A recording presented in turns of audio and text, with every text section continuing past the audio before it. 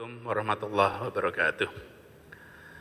Yang kami hormati seluruh warga Jakarta, seluruh warga ibu kota, izinkan pada malam hari ini saya dan Pak Wakil Gubernur kembali menyampaikan perkembangan situasi terkini terkait wabah COVID-19 di Jakarta, sekaligus juga menyampaikan pengumuman yang sangat penting untuk kita perhatikan dan untuk kita patuhi sama-sama.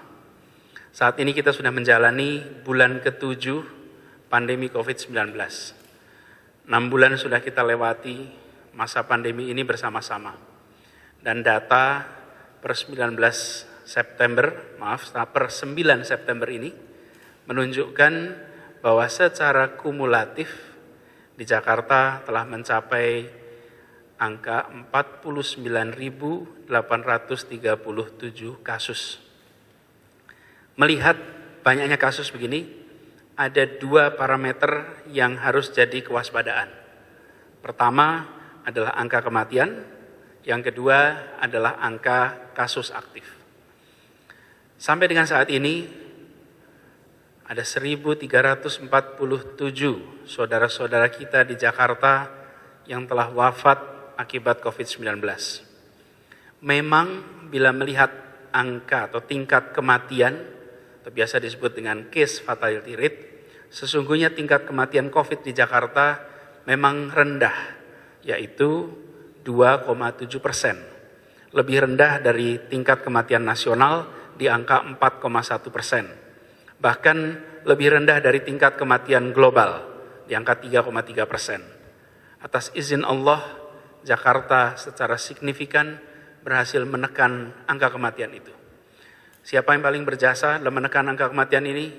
Lagi-lagi atas izin Allah, para tenaga kesehatan di Jakarta yang sigap menangani setiap kasus, mempertaruhkan nyawa, risiko kesehatan diri mereka sendiri, dan alhamdulillah dengan jumlah tes yang juga memadai ikut mendukung untuk Jakarta menemukan kasus lebih dini, sehingga bisa dilakukan perawatan bila ditemukan positif.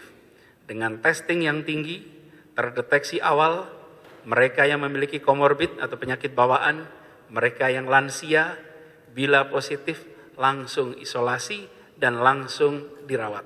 Itulah sebabnya mengapa tingkat kematian di Jakarta secara persentase menjadi rendah, karena angka testing tinggi, tenaga kesehatan yang sigap. Walaupun tingkat kematian di Jakarta ini terus menurun, tapi jumlah absolutnya tambah. Secara absolut jumlah kematian harian kita juga tambah.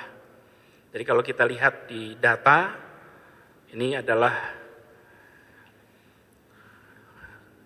gambar di mana tingkat kematian di Jakarta meskipun tingkatnya rendah tapi absolutnya terus meningkat. Ini saya tunjukkan di data sini bahwa jumlah atau tingkat kematiannya bisa diperhatikan sejak pertengahan Agustus sampai dengan September menunjukkan tren yang meningkat. Ini adalah kondisi yang sangat tidak menggembirakan. Angka pemakaman yang menggunakan protap COVID juga meningkat. Artinya, ini adalah data pemakaman tiap hari di Jakarta. Bila dilihat di grafik ini, saya akan tunjukkan. Bila diperhatikan di sini, angka kematian sempat meningkat cukup tinggi.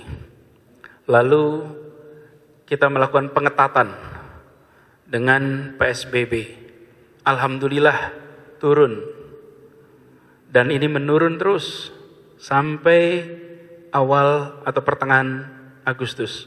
Sesudah pertengahan Agustus terjadi peningkatan terus-menerus. Disinilah kita menyaksikan angkanya makin hari makin tinggi. Jadi bila diperhatikan, di awal kita menyaksikan angka kematian tinggi, lalu turun, lalu datar, dan dalam 2 minggu terakhir ini angka kematian meningkat kembali. Secara prosentase memang rendah, tapi secara nominal angka kematiannya meningkat terus setiap hari. Ini yang harus kita perhatikan. Dan saya harus garis bawahi, ini bukan angka statistik. Setiap kematian satu orang adalah kematian saudara kita, dan itu terlalu banyak.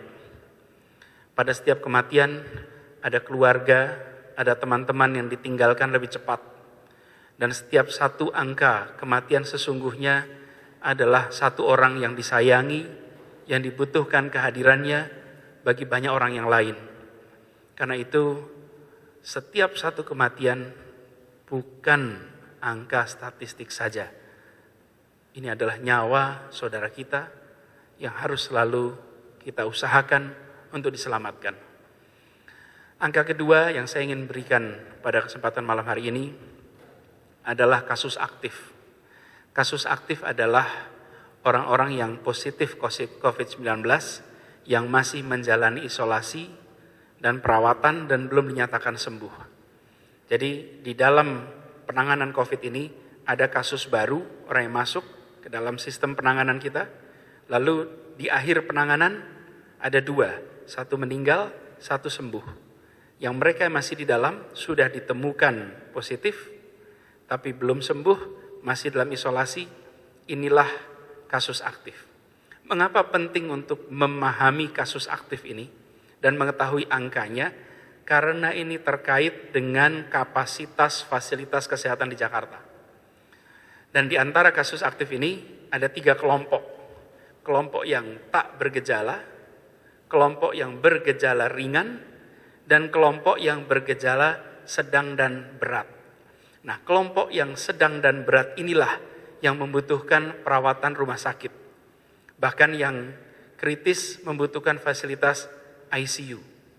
Jadi, secara rata-rata selama perjalanan 6 bulan ini, kita bisa mengatakan bahwa 50-an% tanpa gejala.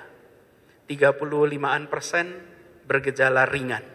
15-an% bergejala sedang atau berat. Nah, ini yang membutuhkan pelayanan rumah sakit. Nah, kelompok inilah yang kita harus perhitungkan, kasus aktif dan bergejala sedang atau berat. Di Jakarta saat ini, kenyataannya kita memiliki fasilitas kesehatan cukup besar dalam skala Indonesia, ada 190 rumah sakit. Dan 67 diantaranya adalah rumah sakit rujukan. Di Jakarta juga rasio dokter per populasi juga cukup tinggi dibandingkan rata-rata nasional. Tetapi saat ini ambang batas sudah hampir terlampaui. Jadi memperhatikan tadi 2 angka yang menjadi penanda kapasitas kesehatan kita dalam menangani COVID ini, keterpakaian tempat tidur, isolasi, dan keterpakaian ICU. Kapasitas ini itu dipengaruhi juga dengan ketersediaan tenaga kesehatan yang mampu menangani wabah, juga jumlah APD, juga peralatan dan obat-obatan. Saat ini Jakarta memiliki 4.053 tempat tidur isolasi khusus COVID-19. Dan per kemarin sudah 77% terpakai. Jadi dari angka 4.053, 77% terpakai. Saya ingin tunjukkan grafiknya. Di sini,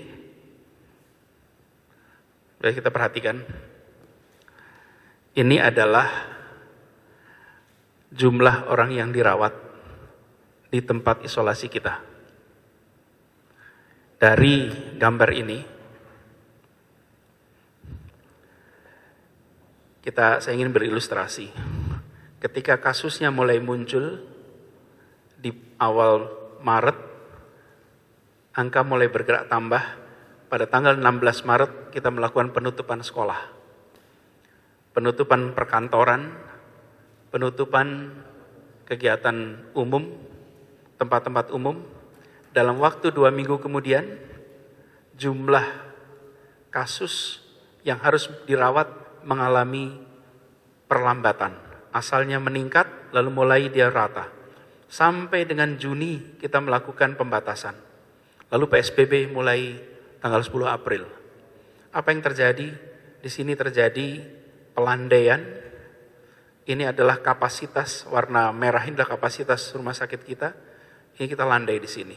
Kemudian kita memasuki masa transisi. Dan apa yang terjadi? Secara bertahap, terutama di bulan Agustus, kita mulai menyaksikan peningkatan jumlah kasus. Ini prosentase dari tempat tidur isolasi yang naik. Ini ambang batasnya, 4.053. Bila situasi ini berjalan terus, tidak ada pengereman, maka dari data yang kita miliki bisa dibuat proyeksi tanggal 17 September tempat tidur isolasi yang kita miliki akan penuh. Dan sesudah itu tidak mampu menampung pasien COVID lagi. Dan ini waktunya tinggal sebentar. Nah, kami di Pemprov DKI terus tiap waktu menambah rumah sakit swasta yang bisa terlibat untuk menaikkan kapasitas. Kita insya Allah akan meningkatkan lagi 20% sehingga menjadi 4.807. Tapi saya harus garis bawahi, menaikkan tempat tidur itu, menaikkan jumlahnya, itu bukan sekedar menyediakan tempat tidurnya, tapi memastikan ada dokternya, memastikan ada perawatnya, memastikan ada alat pengamannya, memastikan ada obat-obatannya, memastikan ada seluruh alat pendukungnya. Jadi, menaikkan kapasitas menjadi 4.800-an itu, bila tidak disertai dengan pembatasan penularan secara ketat seperti sekarang ini, maka tempat tidur itu pun akan penuh di pekan kedua Oktober. Jadi saya ingin garis bawahi di sini, bila kita lihat, bila kita naikkan 20% akan menjadi 4.807, ini tercapai insya Allah tanggal 6 Oktober. Naik terus trennya, kita akan ketemu masalah baru. Karena itu, ya jangka pendek kita akan terus meningkatkan kapasitas, tapi jika tidak ada pembatasan ketat, maka ini hanya sekedar mengulur waktu, dalam kurang dari 1 bulan, rumah sakit akan kembali penuh.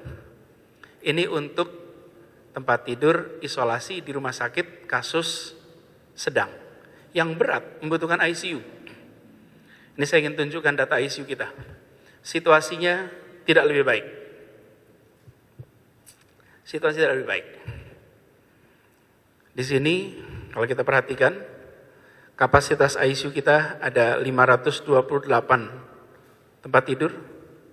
Bila kenaikan yang berjalan terus sejak Agustus sampai September ini, selama bulan Agustus meningkat drastis, trennya akan naik terus, maka 15 September akan penuh. Kita coba tingkatkan 20% menjadi 636, dan itu pun nanti akan mulai penuh di sekitar tanggal 25 September.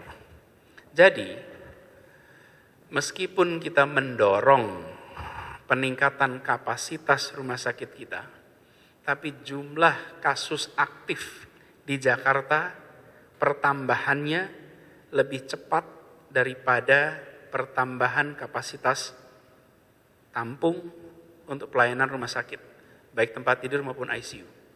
Jadi, dari 3 data ini, angka kematian, keterpakaian tempat tidur isolasi, keterpakaian ICU khusus COVID, menunjukkan bahwa situasi wabah di Jakarta ada dalam kondisi darurat. Presiden 2 hari yang lalu menyatakan dengan tegas kepada kita semua bahwa jangan restart ekonomi sebelum kesehatan terkendali. Beliau jelas meletakkan kesehatan sebagai prioritas utama.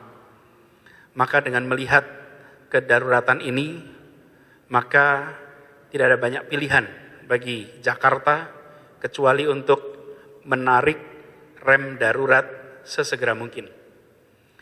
Dalam rapat gugus tugas percepatan pengendalian COVID-19 di Jakarta tadi sore, disimpulkan bahwa kita akan menarik rem darurat, yang itu artinya kita terpaksa kembali menerapkan pembatasan sosial berskala besar seperti pada masa awal pandemi dulu.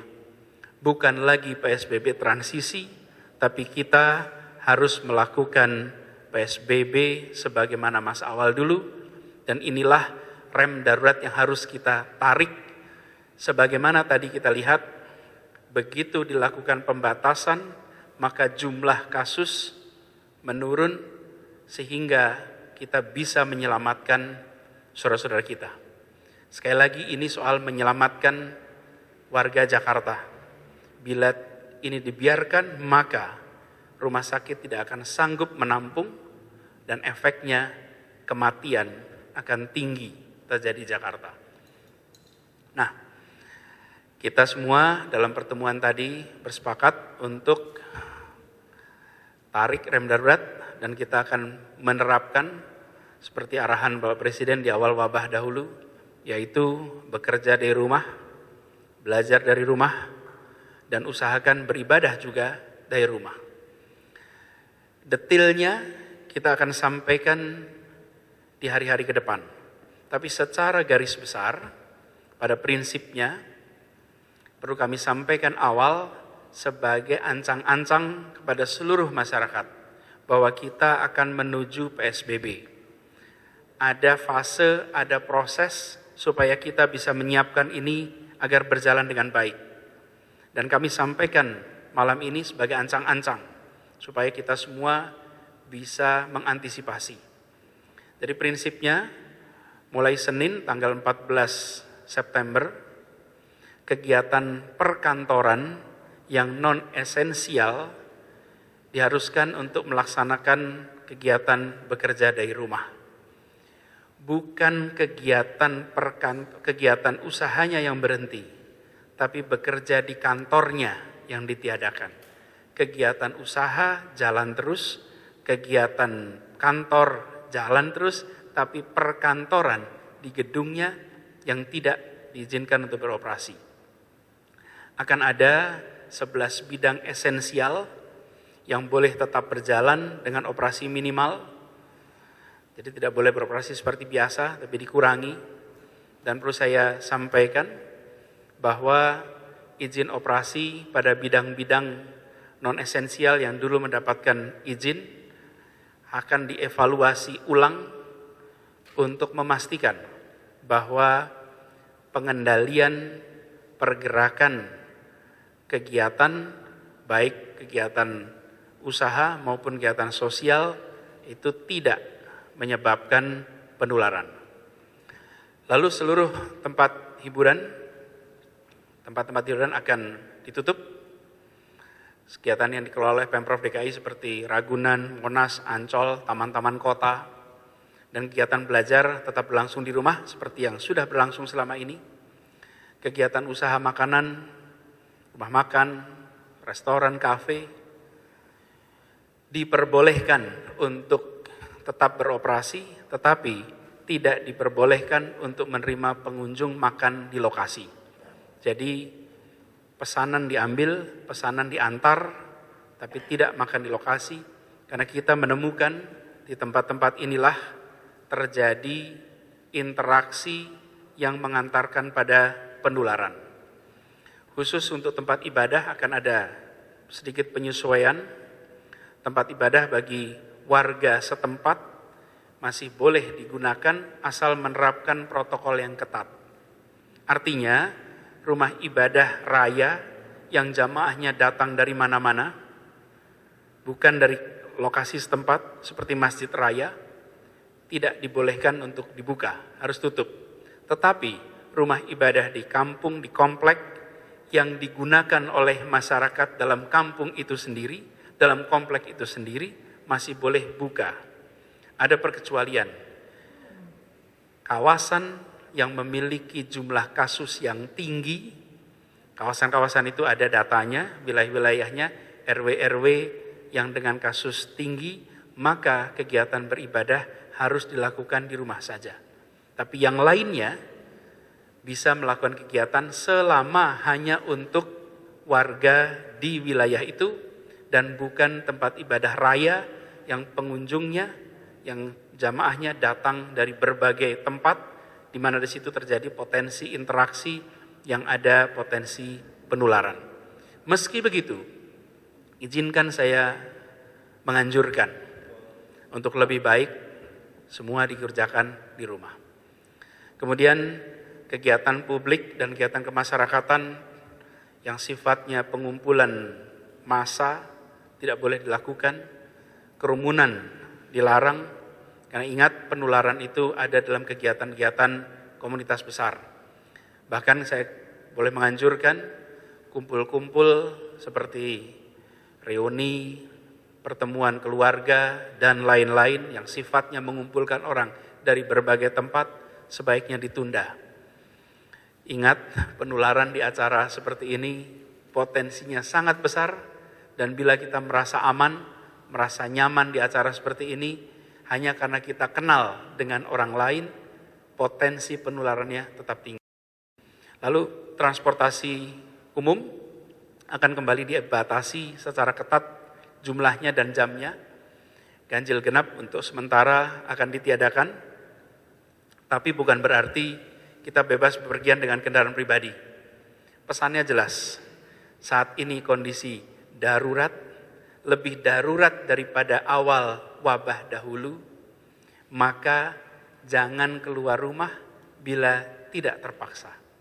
Tetap saja di rumah dan jangan keluar dari Jakarta bila tidak ada kebutuhan yang mendesak. Nah, tentu mungkin ada pertanyaan bagaimana dengan pergerakan orang keluar masuk Jakarta. Idealnya tentu saja kita bisa membatasi pergerakan keluar masuk Jakarta hingga minimal. Tapi dalam kenyataannya ini tidak mudah untuk ditegakkan hanya oleh Jakarta saja. Ini butuh koordinasi dengan pemerintah pusat, utamanya dengan Kementerian Perhubungan, juga dengan tetangga-tetangga kita di Jabodetabek, yang insya Allah besok kita akan melakukan koordinasi terkait dengan pelaksanaan fase pengetatan yang akan kita lakukan di hari-hari ke depan. Kita masih memiliki waktu. Saya berharap kepada para pengelola perkantoran untuk melakukan persiapan menghadapi pembatasan ini, dan kita ingin agar pengalaman kita menjalani PSBB yang ketat beberapa bulan lalu membuat kita tahu apa yang harus dikerjakan. Kami harus sampaikan kepada semua bahwa banyak informasi panduan yang sudah disiapkan, yang sudah digunakan, yang nanti kami akan sampaikan lagi secara bertahap. Dan saya sampaikan kepada semua, Pemprov DKI Jakarta tetap berkomitmen untuk selalu transparan, menyampaikan apa adanya, menyampaikan sesuai dengan kenyataannya. Karena selama ini Pemprov DKI Jakarta beserta seluruh jajaran Forkompimda, Kodam Jaya, Polda Metro Jaya, Kejaksaan Tinggi, Komando Armada 1, Kopsau 1, Lantamal 3, BIN Daerah DKI Jakarta, Kasgartap dan Pengadilan Tinggi, dan juga dengan dukungan pemerintah pusat, kita terus bergerak, kita tidak pernah tinggal diam, dan kita berbagi tugas. Dan kita di sisi kami, sisi pemerintahan, kita tadi menganjurkan untuk kita melakukan pembatasan, tapi di sisi kami ada tanggung jawab yang harus kami teruskan, yaitu melakukan deteksi kepada mereka yang bergejala, mereka yang positif. Karena itu kami sering mengistilahkan 3T, testing, tracing, treatment. Dan dalam treatment itu isolasi. Jadi harapannya sisi pemerintah melakukan 3T, sisi masyarakat melakukan 3M. Nah, saat ini sudah 716.000 orang lebih yang dites PCR di Jakarta. Dan ini membuat Jakarta secara nasional 49% tes dilakukan di Jakarta, tes nasional. Dan tingkat tes Jakarta adalah 67.335 orang per sejuta populasi. Ini lebih tinggi dari rata-rata nasional, yaitu 5.348 orang dites per sejuta penduduk. Dari tes tersebut ditemukan 49.837 kasus. Artinya, positivity rate atau tingkat kasus positif di Jakarta saat ini adalah 7%. Lebih rendah daripada positivity rate nasional sebesar 14%. Sejak masa PSBB transisi diberlakukan bulan Juni, Jakarta terus terlibat aktif, konsisten untuk meningkatkan kemampuan testing hingga saat ini kita melebihi standar WHO hingga 5 kali lipat. Dan dalam waktu dekat kita juga akan terus meningkatkan kapasitas tes ini dan kita bekerja sama dengan jejaring berbagai lab untuk memastikan kemampuan deteksi kita selalu tinggi. Tujuannya tidak lain tidak bukan menyelamatkan keselamatan nyawa warga Jakarta. Dan Puskesmas juga di Jakarta itu rutin melakukan active case finding. Saat ini tingkat tracing di Jakarta adalah 6. 6 itu artinya setiap ada satu kasus positif, ada 6 kontak erat yang dilacak. Dan ini masuk level moderat, Jakarta berharap untuk bisa terus meningkatkan kapasitas tracing. Untuk kapasitas treatment, tadi sudah saya jelaskan di awal, fasilitas isolasi rumah sakit, fasilitas ICU, saat ini terus kita tingkatkan, sangat berbeda dengan di masa awal pandemi. Pada saat itu kita masih punya minim fasilitas. Dan ke depan kita akan menjadikan rumah sakit umum daerah Pasar Minggu dan RSUD Cengkareng diubah menjadi rumah sakit khusus COVID. Dan Jakarta juga menyadari bahwa jumlah tenaga kesehatan untuk penanganan COVID ini akan makin berkembang. Untuk melapisi, kami baru saja merekrut 1.174 tenaga kesehatan profesional, terus kita akan tambah, karena kita ingin memastikan bahwa bukan hanya tempat tidurnya yang tambah, ICU-nya tambah, tapi tenaga medisnya. Dan kita harus pastikan ada perlindungan yang baik untuk mereka. Karena saat ini saja sudah lebih dari 100 dokter di Indonesia yang meninggal dalam perjuangan melawan COVID. Dan kita perlu sadari, satu dokter meninggal artinya setara dengan ratusan ribu warga kehilangan pelayanan kesehatan.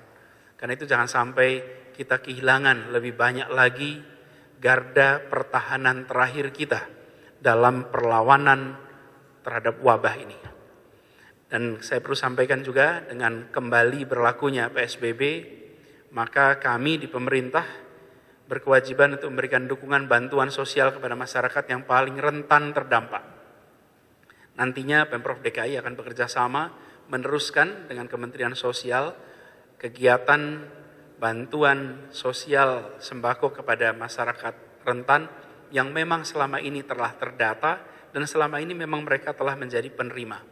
Nanti detail dan lain-lain kita akan sampaikan menyusul. Sering menjadi pertanyaan bagi kita semua, kapan ini semua akan berakhir? Harapan kita yang paling realistis saat ini adalah mudah-mudahan penemuan vaksin yang aman dan efektif bisa terdistribusi secara merata.